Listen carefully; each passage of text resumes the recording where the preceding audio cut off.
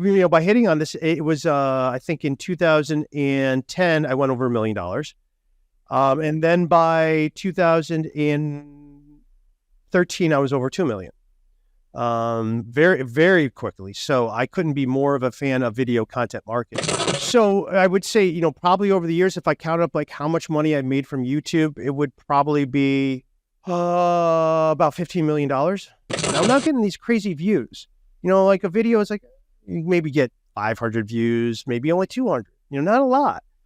But I'm noticing that people are calling, emailing, and they're already sold. Because you do one video, it doesn't mean someone's going to be calling you that night. Doesn't mean you're going to get 10 people. It's over time. Because you don't know, even look at, people, you analyze your own behavior. Like the video that you were just looking at, when was it actually published? Chances are it wasn't today. Chances are it was like a year, more before it got going, and then it got up, now you saw it. So take a look at that to see when it was actually published. And the same thing is going to be true for you. If you want to build a legitimate, profitable online business without shiny objects, without the hypey gimmicks, and without the stress and overwhelm, if you want to make more money without having to be present online all day, every day, pumping out content that nobody sees and hustling DMs to generate leads and sales, then this is the place for you. Welcome to the Digital Trailblazer podcast, your online business university, where you'll learn how ordinary people start from ground zero with no influence, no email list or audience to sell to, and no business or marketing experience, and go from working 9-to-5 jobs to building successful 6- and 7-figure online businesses and all the steps in between. Learn the strategies that worked and what didn't. Learn the mistakes that they made and how to avoid them, and then learn their plans for scaling their businesses and taking things to the next level. All so that you can build your business faster and easier and make more money without sacrificing the things that are important to you in your life. I'm your host, Leah Ray Getz, and with me is my husband, Todd. Now, let's get to it with today's guest. Hey, Digital Trailblazers. Welcome. It's Leah Ray Getz, and I am super excited to have with us Anthony Parent. Anthony, go ahead and introduce yourself to our audience and let them know what you're all about.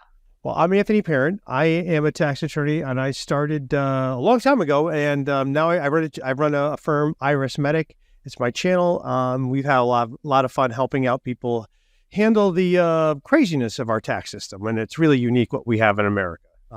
It's really something else. We actually do things quite differently than other people around the world. And actually in other countries, there's not a thing called tax season. And in the United States, I count, there's about 5. There's about 5 different tax seasons that we have because it's just sort of onerous. It's really something unique. And that's sort of, I think one of my keys to success is that a lot of people in the tax industry, they look at the tax code as a good thing because, hey, look, it's a wonderful business model when every year your best clients are forced to buy another product from you. So, there's other few niches where that's actually, what you have. Now, the downside is this: you have to deal with the IRS. That's the downside, but yeah, from a business standpoint, when you have people going around with guns scaring the crap out of people to comply or that's really, that motivates people to say, hey, I'm going to hire you. Yeah, I could see that. So you're doing all kinds of cool stuff online, but I want to backtrack a little bit into getting into like tax law in general, because I think we talked about this a little bit earlier, and it was quite an interesting story. So my dad and I graduated law school together. We actually went to law school together. It was his second career, and he was great. He made it a lot of fun. He helped everybody.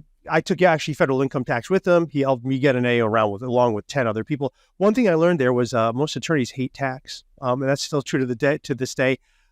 I have a lot of attorneys as clients. It's something happened. So we got into that, and I wasn't really going to get into it. But trust me, when I graduated law school, I didn't want to do tax. I wanted to do real law. I wanted to be, doing constitutional law and, representing the unfortunate and this and that. And I did. And this is really what happened when my dad and I graduated together. He was too old for anyone to give a job, and I was too inexperienced. And so we were looking at each other. Well, the average between us should be a really good attorney. So we went into business together, and then that was a lot of fun. So and then in 2006, we got to tax. And it was really, one of those, it was a postcard I got that said, "Hey, transform your practice." And it was one of those things like, okay, well, this is a program for $3,000. Okay. Well, will it transform, will it do it? I'm like, well, when I was talking to my dad, it's like, well, what else we got here? What else are we going to do? Do you have a better idea? Because I don't. And we were working hard, doing good work, but getting, horrible clients and just, constantly having to learn something new every time. And you're never making money. So, that's 2006. We decided to switch to tax. And then I was talking to him. I said, well, Dad, we need a website. And, I was going to say, okay, parents, his name is being Parents as well, parentsandparentlaw.com. I'm like, that's a mouthful. I said, well, I need a URL that sort of describes what we do. And then my dad he actually served in the first Persian Gulf War. He actually was there. He was a medic. So I was thinking, well, it's like kind of like something like IRSMedic, but better than that. And then I couldn't find it. So I said, okay, well, that's the best we have. So we went with it. And, that was 2006. So no, I have a very old PR. My domain is very old. So, but I've been doing it the whole time. So then I started, across the street from me was a friend of mine who I was subletting space to. And he developed a whole website for mountain biking. That's how I met him. And I was like, well, can you help me with a website for my tax business? And, this is going way back. He goes, sure, here's a copy of Microsoft Publisher. I'll show you how to, yeah. I did it myself with his help and, Microsoft Publisher. But I'm like, the problem with this is that the content's really stale. Like, how do you update it? You gotta, you have to upload a folder, download it. I'm like, this is horrible. And then I was like, oh, I think what I want is a thing called a blog. So I went and I installed Joomla, figured it out myself, did some very small customizations.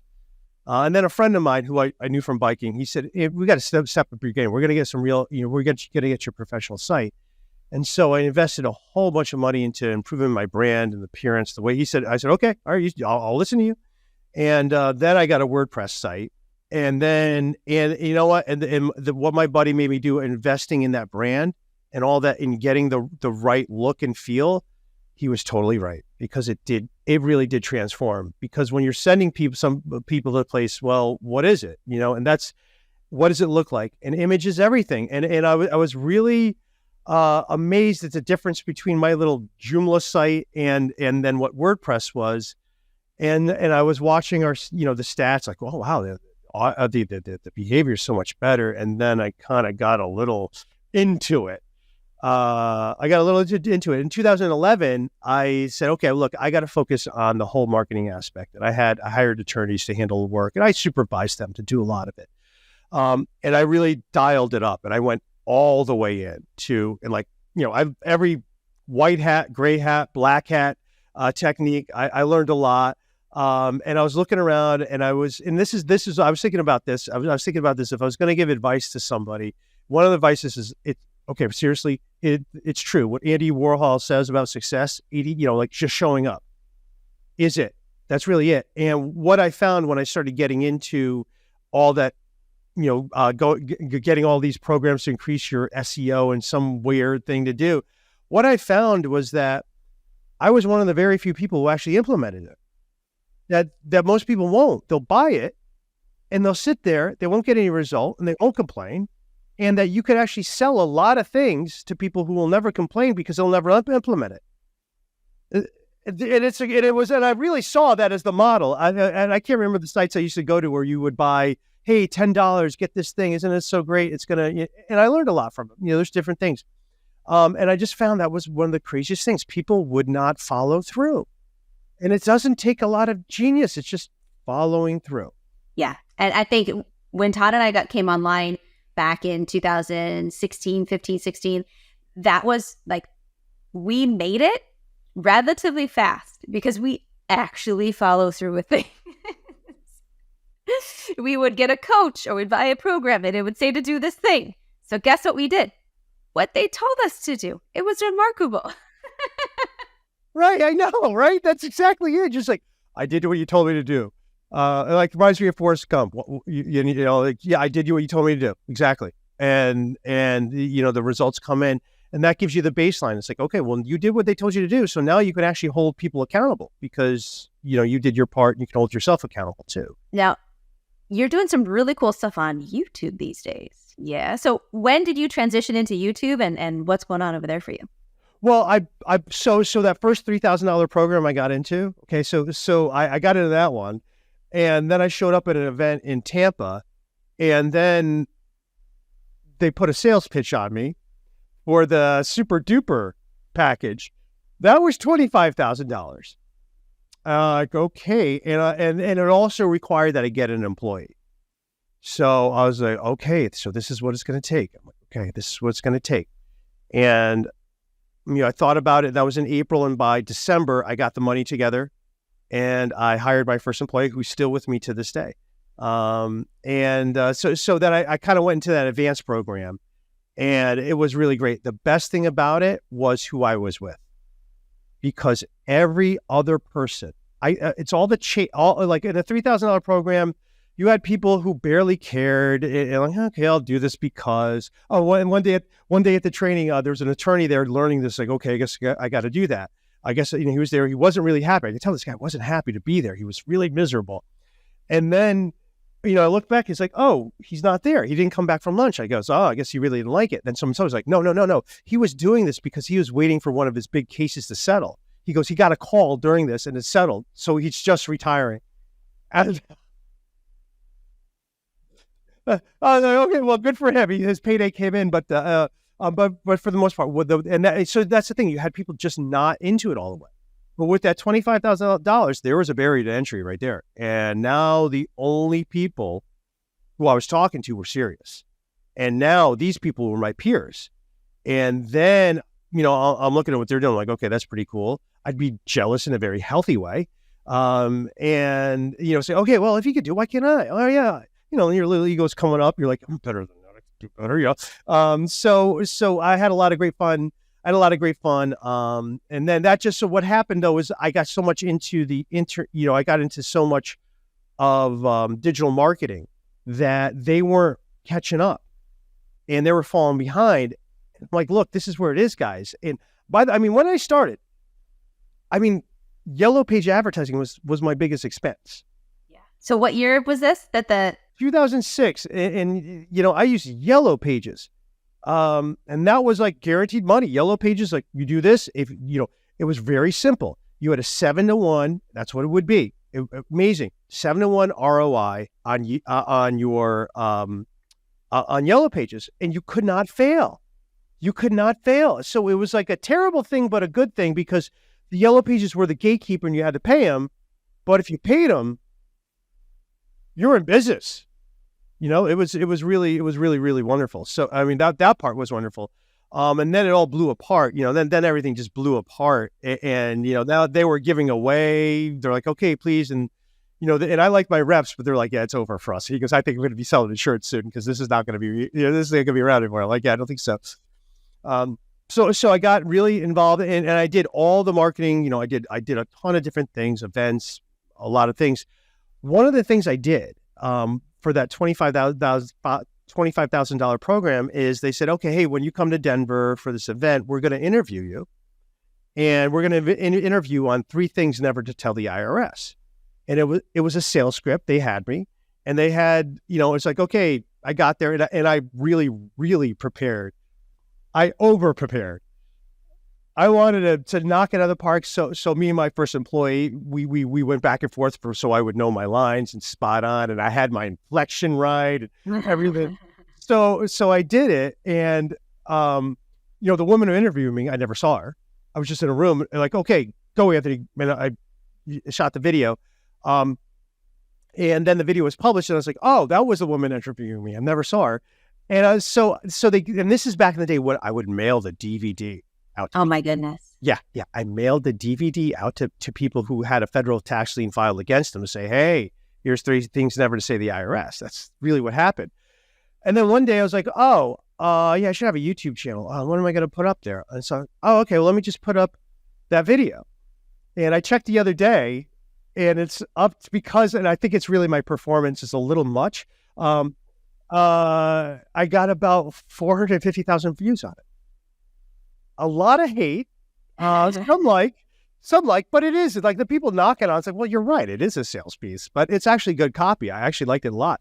So that was the thing. It's like, wait a second.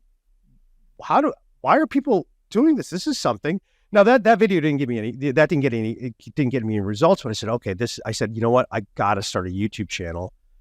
And, then I put up one video on international taxation because I started to get into that. And immediately I was like, whoa, YouTube has been rocking for us, bringing in the best clients. I was like, okay. So I said, this is where I'm going to focus. It was very clear. Our best clients were coming from YouTube. They're pre-qualified. They understand it. They get it. It's all organic traffic. It's not paid. So they're vested. They understand what I'm talking about. And so I said, okay, I think it's going to be YouTube. So I started just putting up videos, not really knowing much. And you can see the whole evolution of my channel from, the various iterations of as I was going. And I had a ton of fun, and I started, and then in 2000, and I think it was 2012, I put in a hybrid webinar, a pre-recorded webinar when I would sort of comment, and I would do that for both my normal tax resolution practice and the offshore. The tax resolution one was doing well, did well, but the offshore one did incredible. And I went, my dad and I started, 2000, when I started my business in 2004, I had to sell my car in August of 2004 because I didn't have any money. Okay. And, my second year in business was about $13,000 the entire year. Okay. So, but, by hitting on this, it was, I think in 2010, I went over $1 million. And then by 2013, I was over 2 million. Very, very quickly. So I couldn't be more of a fan of video content marketing. And, it's just been wonderful for me. So I took that success, and in 2015, I built an entire studio in the basement of my office, right downstairs. Had a host. She came from radio. She was wonderful, and we were actually just going to start a regular podcast with nothing really, and then just sort of like, we'll do tax whenever. But then we realized, like, wait a second, we're not going to get any views. There's too many general, your general podcast. I'm not a celebrity. I'm not a known thing. I need to be helping people. They're not tuning in for me. They're tuning in for what I could do to help them. Mm-hmm. So we went like, let's just focus on tax. And then we did a lot of international things. And I think the apps, one of the keys that we had here was my producer, Claudine. She reached out to some people in the space who were doing advocacy work, trying to change some of the laws, because it's really, really crazy what goes on. So we reached out and said, hey, look, let's get some guests. And then there was a lobbyist who was trying to repeal a law. We reached out to him. He got on there, which led to other people, which led to more people. So we're interviewing people. And now I'm having clients flying in from all over the world to visit me in little Wallingford, Connecticut. It's a town of 40,000 people. It's a beautiful little town, but no one's ever going to think it's the center of the universe. And it's going great. And then we get so much into it. By 2017, I produced a video that was introduced into Congress for the repeal of this terrible law, the Foreign Account Tax Compliance Act. FATCA. I produced a video. I was there, and quickly I became one of the leading experts in the country on this law. Wow. And the craziest thing was that when I was there, the woman who claimed to write the law, she didn't, because I knew that. I said, you don't even know your own law. You don't know your own law, nor do you know the landscape around it. So it's just one of these amazing things where YouTube led me. We're just getting going. And so it's finding that, and I did something no other attorney was doing, that I was actually advocating for change. Mm-hmm. And all are like, here, I'll tell you what's going on. Well, we like it the way it is because it's, but, and I think that's, my difference is I have a lot of other things I could be doing. And I actually hope the IRS goes away. And it would be wonderful. I'm not in it, but I would say good 99% of everybody in the tax industry wants it this way, because it's just the way, and it's nasty. And that's really what I found out. That's one of the really, really sad things, is that your own tax professional is out for themselves. They're not out for you. And they're not out for you. And the people who lobby for more complicated law are the tax industry. And it's really sad. So, yeah. So I think that's the thing that sets me out. I'm actually the tax attorney who wants to blow up I want to blow it. I want to go on. I love that. Yeah. And that's that. I think that's my and what's nice now is I'm attracting the same like-minded professionals as guests and getting their perspective. Someone who has the same added belief as you, but they formed it because of different facts. And then you hear that. Just amazing. And just amazing the community of people that I've run into and I think created by this point. It's really a lot of fun. And it's the thing and I would say this too. I would love to say I've never had a downturn. I would love to say everything went perfect in my life. Right. Who wouldn't love to say that? However, things happen. Yeah. And, it's one thing, it's like, I would say that, I was definitely looking for like, yeah, one day I'll make, I'll get over $1 million and yeah, it's going to be great. It's like, it's surprising. It's like, oh, I thought I'd have more money where did it go? I know. It's that whole IRS thing. They have a big. No, yeah, that doesn't help. And it's like, what? I'm like, okay, I guess I got to make more because my life didn't change. I'm driving the same car. I'm like, okay, all right, I like it, but it wasn't what you think it is. It's not what I was led to believe it was, and that like there's no reason to be jealous of somebody because it's just like, look, it's just more money in, more money out. That's just the way it is. So don't get hung up on that. Just like, that's what I would also tell someone. Don't get hung up on, okay, oh man, that person's way up there and I'm down here. And, look, when you're up there, it's not actually doesn't feel like up there, and I've represented some truly wealthy clients. And one thing, no one thinks they're wealthy. Really? No one does. Nope. Nobody does. They're all like, well, I got to make some real money. All right, well, you did 50 million last year. What did you think about that? It's really something. So it's really fascinating. And then I'm all, then I have, and the videos, I got the greatest clients. Yeah. So a couple things that I want to break apart here. So what have been some of the challenges in getting this up and running and some of the hiccups that you've had to fix and figure out along the way? The number one challenge I had is probably myself. That I am somebody who won't hold somebody accountable because I don't want to hurt their feelings. And so the problem is that I was also overseeing the business and I tolerated way too much. Nonsense. And I put people in charge and I didn't hold them accountable. They were failing and they needed to be removed. And I gave them another chance. And so that is what I would say is like, you have to hold everybody accountable. Yourself, and I would hold myself accountable, but except there, oh, no. Oh, well, they're doing value this other way. And I'd come up with these excuses that were just, really good. So that's the number one problem is that I was relying, the team that I was had to manage the affairs, just they weren't up to it. They needed to go. They needed to be replaced, and I didn't. Yeah, I think that's a difficult lesson for a lot of people to learn as they're building their team. So most of the people in our audience, start out solopreneurs, and then you start slowly, bringing on a small team. One of the big team management and team building. It's the hardest part about all of this. It's rough, but that's what's better now. Yeah, that is. And the lesson I learned is I only hire incredibly talented people now and pay them what they're worth. Yeah. Pay them what they're worth and talented people. And now I have 6 guys and we are doing much better than ever before because I just have much, much better people.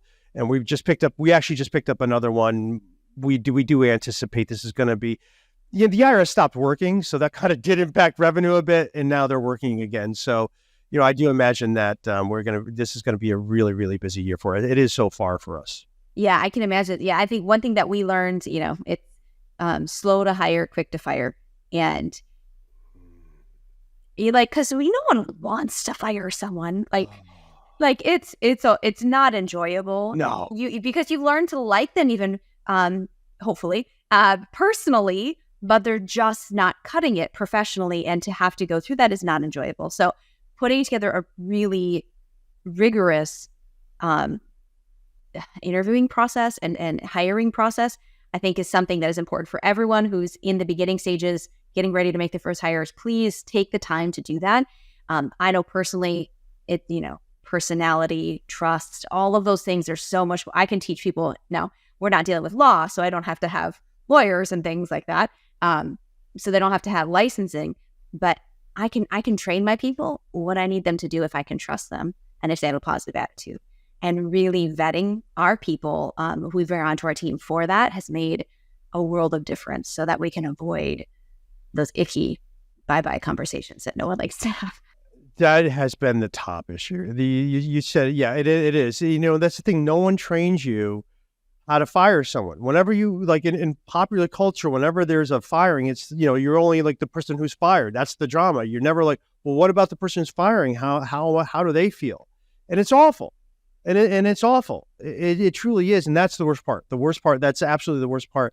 And what I would say is that what I didn't have is a really good review process to say, okay, here's how you're doing. Here's how to improve. That's what I would say I was really missing, because that review process and honest feedback, because I would do reviews, but hey, you're doing great. And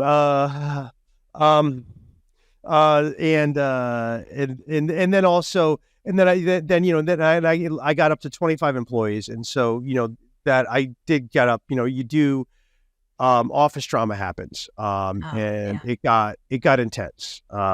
And that's not a lot of fun. And the thing is I think the only way to avoid, if you have office drama, it's probably too late to do something about it. You got to avoid it. You have to say, we cannot have office drama. We cannot have cliques. We cannot have back talking. We cannot not be talking poorly about other employees. And that was something that was going on here. And it was really awful to see. And it was really, when your own business that you love so much and you're seeing, why are people being treated this way? What's going on here? Yeah. So, oh boy. Yeah. So that would be my biggest lesson, because there's certainly, that's not. Yeah, I can imagine. So talk to me about your current YouTube strategy. What's working really well for you content-wise, and then how do you transition from content into client? Okay, so what I did, so what I'm doing right now is for the most part, I'm doing a live podcast, and every Tuesday I'll do one with two friends of mine who we deal with a lot of the international issues. And they asked me to restart it about 2 years ago because I wasn't really doing anything, because I didn't know what was happening with COVID. I wasn't sure what's going on with my business. Like, oh, sure, why not? I need something to do anyway. And thank God I did, because now the lesson is like, you know what? Because you do one video, it doesn't mean someone's going to be calling you that night. It doesn't mean you're going to get 10 people. It's over time. Because you don't know, even look at, people, you analyze your own behavior. Like the video that you were just looking at, when was it actually published? Chances are it wasn't today. Chances are it was like a year, more before it got going, and then it got up, now you saw it. So take a look at that to see when it was actually published. And the same thing is going to be true for you. It's going to take time for that to go, and you just stay with it because you enjoy doing it, and you stay with it. And now, so what happens now is that, and really at the time, all I had my YouTube channel, my website wasn't even working. It was, oh boy, I went to the worst platform in the world that was instantly obsolete and needed about like $1 million worth of coding to do what WordPress could do. Thanks for that. So I was just like, all right, I'll just put YouTube. And, what I noticed in my earlier work is like nurturing, when I had people sign up for my hybrid webinars, I would see the notification, oh, so-and-so went on it. And I'm like, okay, there's that name. And then I would see that, then I would check my analytics to see, okay, where were they on the website? Like, there they are. They went to a Call Us Now. And then I would go upstairs. I would say, hey, who's that? It's like, that was so-and-so. I'm like, okay. And I'm like, all right. And like, they're scheduled with you. I'm like, yeah, I know they're going to sell. I already know that they know what the price is going to be. They know what I'm going to say. And here's the thing. They're also really informed. Right. And the most, and especially when you're dealing with clients in situations like this, when they don't understand things, they freak out, and they can be bad clients. The more they know, the better the client they'll be. So I couldn't, enjoy, YouTube more than that. What more do they want? And then there's when you're out there and and then they're talking to you, even though my channel is only 13,000 subscribers, they're kind of starstruck, and it's not so bad. It's not so bad. So that's a lot of fun. And so we were able to really do, and we're starting off our relationship with the client on a really good footing. And we did amazing work. Over the years that I'm really, really proud of. We did more difficult penalty negotiations than any other firm. And we really, really helped people save millions of dollars. And I enjoyed it, and I still do. So when I restarted my podcast in 2 years ago, it's like, oh, we'll just do it. And I started doing it. And I started doing it just more to sort of get reconnected, get my brain working again. Yeah. And then as I'm going through it, I noticed like, wait, people are really liking it. Now I'm not getting these crazy views. Like a video is like, you maybe get 500 views, maybe only 200, not a lot. Yeah. But I'm noticing that people are calling, emailing, and they're already sold. It's like, yep, this is exactly, what I want. And so what I would say, part of my current YouTube strategy is I'm not putting the pre-recorded video up there to get the views right now. And that will be part of it. I'm doing the podcast to sort of drive the community. And now where I'm going is I'm going out to all my so-called competitors. And I say, you want to be a guest? And they're all saying yes. Everyone's saying yes. They all want, and so I'm like, well, all right, I got a good channel. They all want to be on here. So I'm grabbing all my competitors and I'm interviewing them, because the thing is I don't care, because the market is so big. It doesn't matter. There's so much to do. And really the way I look at it is that it's better for me, the better other professionals can be. Mm-hmm. It really is, because a bad professional will give the entire profession a black eye, and people will do other things. Yeah. So the way I look at it is like, well, actually, I'm trying to create I'm trying to help other tax professionals be the best they can be. And also I'm learning from them too. I'm learning, what's working for them and what they're seeing as well. And I've been getting an education that has been the best. The last 2 years, the education I've been getting is the best, because just hearing from other people who are really doing it. And then and I've had taxpayers on telling their story, and just not being afraid. I think the thing is not being afraid that there's a competition there. Don't be afraid. It's not that way. It's not, that's not the way the consumer looks at it. No. And I think that's awesome. So it sounds like you're putting out just great content. It's all podcast form at this point, correct? Yep. And then we break them up, and we'll do some. I did do a couple of short videos. I did one on the satanic symbolism of the IRS logo. Oh yeah, it's there. Oh yeah, look at it. You'll see an upside down cross in that logo. It's there. And I think it's I'm convinced it's entire. After spending 20 years in the tax code, I am convinced it's entirely intentional. I am so right. And then this is the thing. That video got me my tax director. Really? Yeah. And so that's the other thing. So I was in a weird mood that day. I'm like, I shouldn't do this video, but I'm going to do it. And then he actually submitted an application earlier in the year, but he's like, oh, no, not interested in the firm. And then I uploaded the video. He's like, okay, I want to work for you guys now. And he's been in that. And so I have someone 100% aligned with my values. Yeah. And he's like, I don't want to work for, he told me, he's like, I could work he has a lot of job offers. He's like, I don't want to work for anybody else. I want to work for you because your values are my values. And that is what's more important to me. That getting a little extra doesn't matter. Enjoying every day is what matters. And that's honestly the truth of my staff.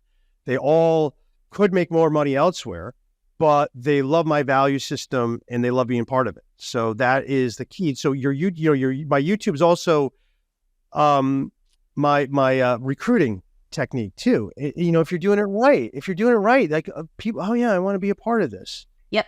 100%. Absolutely. So the volume of leads. So talk to us what YouTube has done for you. Like, what has this really produced? Because I know it seems like they're way hotter. It's a volume is not huge, but they're super hot and they're producing a lot of revenue for you. So I would say, you know, probably over the years, if I count up like how much money I made from YouTube, it would probably be about $15 million. That's worth putting up a few videos. Yeah. You know how you start YouTube? You turn on the camera and you start and see what happens.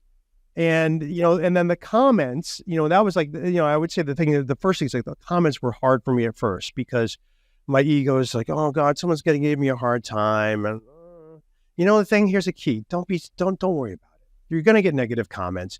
Don't take them personally. You probably left bad comments yourself. And just go with it. Be funny and laugh at yourself. Like, oh, you're right. Yeah, this video is all right. Yeah, this video might be a little bit of a sales pitch. Yeah, but I thought this point's important. So own up to it. Like, you know, what you do is like, oh, and then you see, so then those people subscribe. Oh, wow, he agreed with me. And he responded to me. He wasn't, you know, he wasn't BSing me. He kind of was honest. And so that's what I find, you know, because people are people. They like to be treated like people, not just, you know, people to take money from. Yeah, 100%. So putting out great content, it's very, very specific. So it's not general law stuff. It's your type of client. It has your personality, your values seeped throughout. And then when someone so they're on YouTube, are you giving them like a free bead magnet? Are you pushing them to the website? Like, what's the process to move them from? So we just got on a new platform. So we've created 5 different sales funnels. Because I was trying to figure out, well, what am I trying to do here? Because we did have 5 different real services that were kind of different than each other. And so that took a while. The organization, like, well, what are we trying to sell?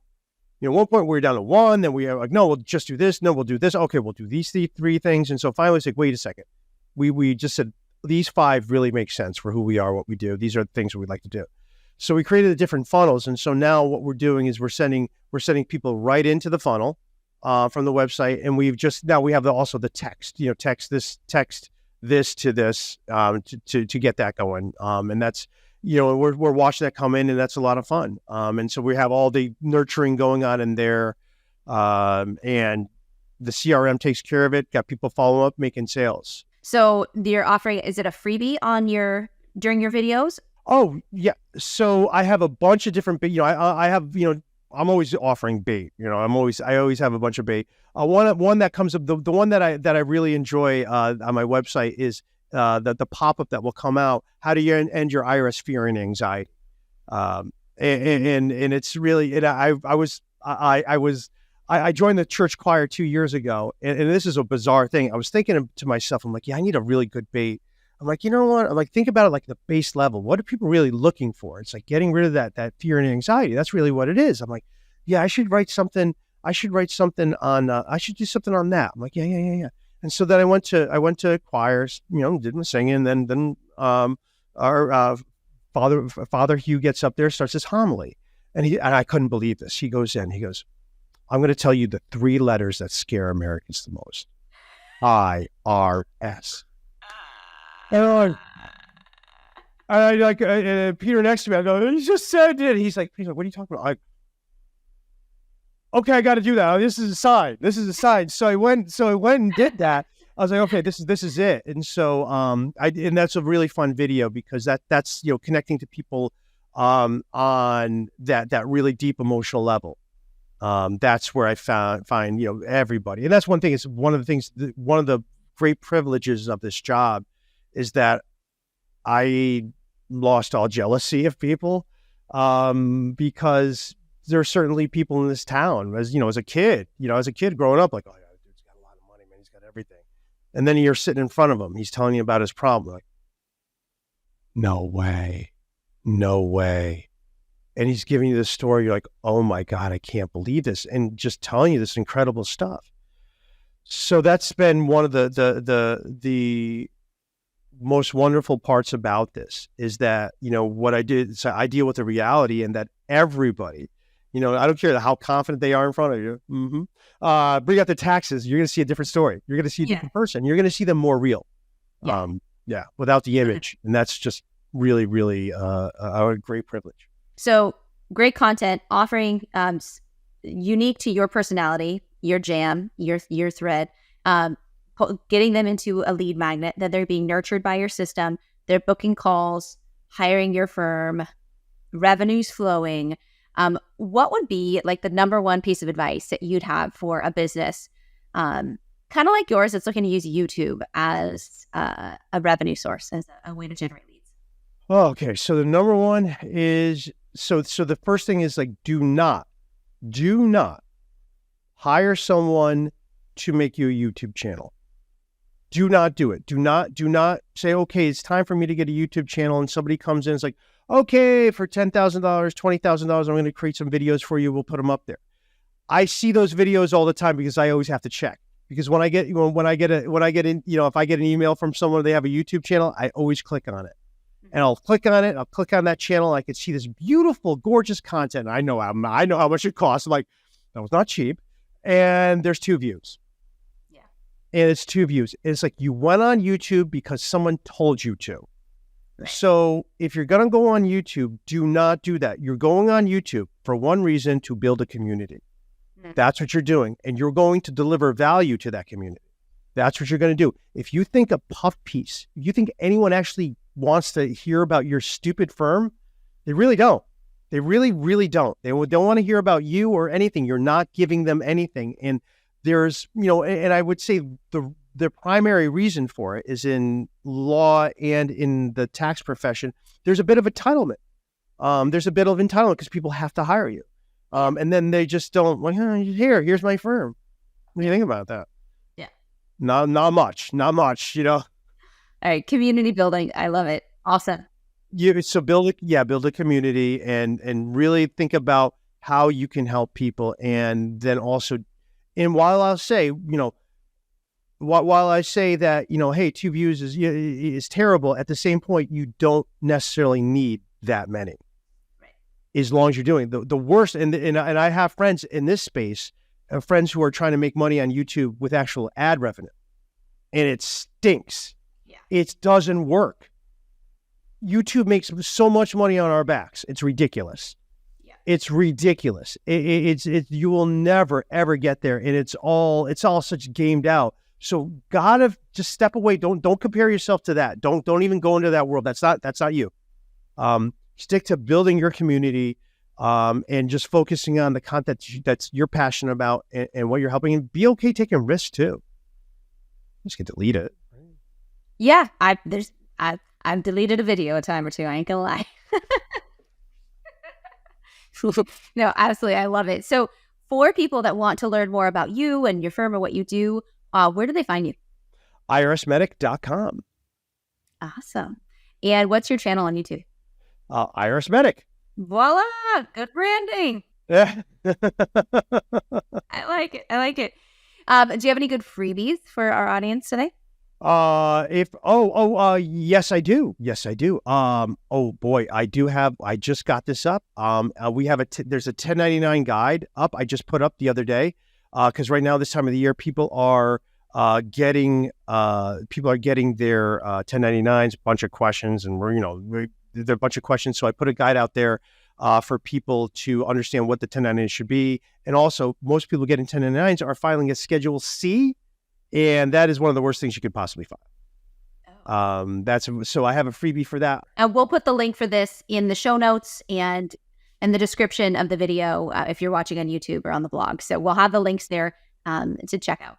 Yeah, right on. Yeah, we have a lot. We help out a lot of digital marketers, especially those around the world. We have a lot of international. We're just one of the few firms who can handle the international aspect of it. So global digital marketers are really a great niche that we love serving. But we also have a lot of clients in the U.S. too. And we love taking people because the Schedule C that most entrepreneurs file, that has the highest audit risk of any form. Really? Yeah, you got to get off that Schedule C if you have a business. You can't have it. You got to be on a business return. It really, your taxes go down lower and the scrutiny goes down lower. So, you might want to be a little bit more generous in those deductions as Gotcha. Awesome. Well, this has been so much fun. I really appreciate you and all the wonderful nuggets that you shared today. Everybody go check out Anthony. He's got some cool stuff going on. Thank you so much for being on. Thanks so much, Leah. You've been listening to the Digital Trailblazer podcast. For show notes and information about today's guest, head to digitaltrailblazer.com. Now, if you love this episode, if you got some value, make sure you leave us a review and subscribe. And be sure to share this episode with anyone you know who could use help to build their business. Thank you for listening, and we'll see you next time.